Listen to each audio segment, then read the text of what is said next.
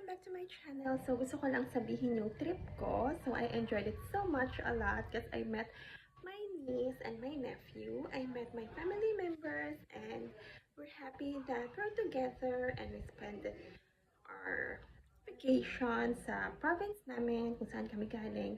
At ang ganda ng Mayon, napaka-breathtaking ng itsura ng Mayon at pagtingin ko sa Mayon, parang nagkaroon ako ng breath of fresh air kasi pagkita ko sa Mayon, kitang-kita yung majesty ng Mayon, kitang-kita yung pagka it's enormous and it is a good sight for sightseeing. So, maganda ang Mayon, sobra.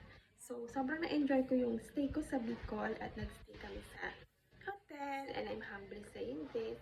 So, masaya ako kasi I got to know my relatives more.